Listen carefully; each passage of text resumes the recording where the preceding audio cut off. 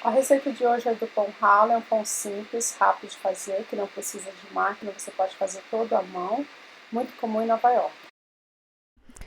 Esse pão é muito fácil de fazer, mais uma vez você não precisa de máquina, você pode fazer à mão. Eu estou usando fermento biológico seco, você pode usar fermento fresco. Você precisa dissolver o fermento na água morna e no mel. Todos os ingredientes e quantidades você vai estar encontrando no blog. Eu vou estar dando o link no final desse vídeo. Esse pão é um pão judaico, é um pão que tradicionalmente é feito com uvas passas, porém estou fazendo ele sem uva passas, mas você pode tanto fazer com uva passas como com frutas cristalinas.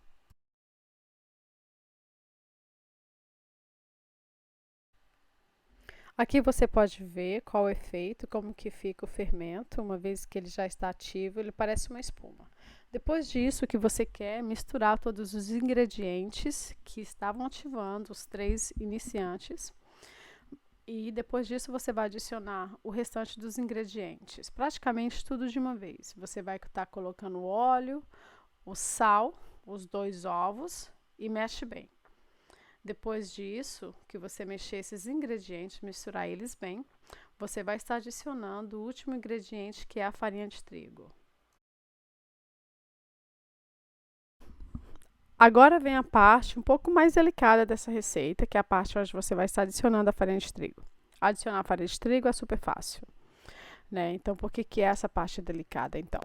É delicada porque você precisa adicionar a farinha de trigo até a massa não estiver mais grudando nas suas mãos. Porém, você não pode adicionar muito, porque senão o seu pão vai sair seco. Então, você vai colocar aos poucos. Eu comecei com 3 xícaras de farinha de trigo, mexi e continuei adicionando entre uma e duas. Quando a farinha de trigo chegou ao ponto em que eu vi que ela estava quase desgrudando das mãos, foi quando eu coloquei no tabuleiro. O tabuleiro eu coloquei com ele untado, comecei a mexer a farinha, a massa e a isso eu fiquei acrescentando um pouquinho mais de farinha de trigo. Quanto mais você mexe, mais você vai precisar colocar farinha de trigo. Então você não mexe muito porque você vai quebrar o glúten na farinha de trigo. Então, por isso que é importante você não colocar muita farinha de trigo para que o seu pão não saia seco no final. O que é bom para evitar o pão também sair seco é você acrescentar uvas passas ou você acrescentar especiarias, grãos, você acrescentar frutas cristalinas que também vão dar um aspecto de panetone a este pão. Depois que você fizer tudo isso, você vai untar a mesma bacia que você estava usando antes e vai colocar o pão para descansar até ele dobrar de tamanho. Você vai cobrir ele com uma toalha umedecida. Depois de aproximadamente 1 hora e meia, você vai ver que a massa vai ter dobrado de tamanho. Depois disso, você quer estar dando um murro na massa, no centro dela, para você tirar todo o ar que está acumulado dentro. Fica mais fácil para você tirar da bacia. Como você viu, eu não fiz isso antes, o que deu uma certa dificuldade. Então, você vai colocar a massa em um tabuleiro, untado de preferência. Essa massa, ela ainda está um pouco mole, por isso que você está vendo uma certa dificuldade, grudando muito no tabuleiro. Mas isso é uma questão que vai variar de uma pessoa para outra, dependendo do tipo da farinha de trigo que você está usando. A que eu usei para este pão, farinha de trigo comum, eu não usei farinha de trigo para pão. Você quer simplesmente distribuir ela mesmo com a mão, se você tiver uma certa dificuldade, você pode estar usando um rolo ou você pode estar usando uma garrafa, porque você não vai trabalhar ela muito com esse rolo.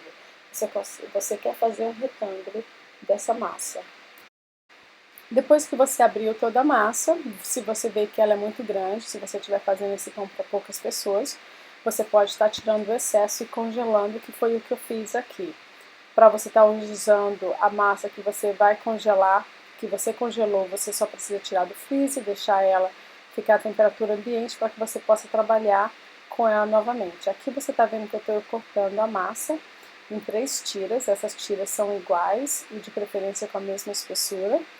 Agora, aqui é como se você fosse fazer uma trança, que na verdade é uma trança, então você vai juntar a base dela e você vai estar entrançando as 3 partes do pão. É um processo muito fácil, um processo simples de fazer, que fica bonito. Depois disso aqui você vai deixar a massa descansar por alguns minutos mais, mas é muito fácil de fazer. Como você está vendo, você não precisa de máquina para estar fazendo esse pão.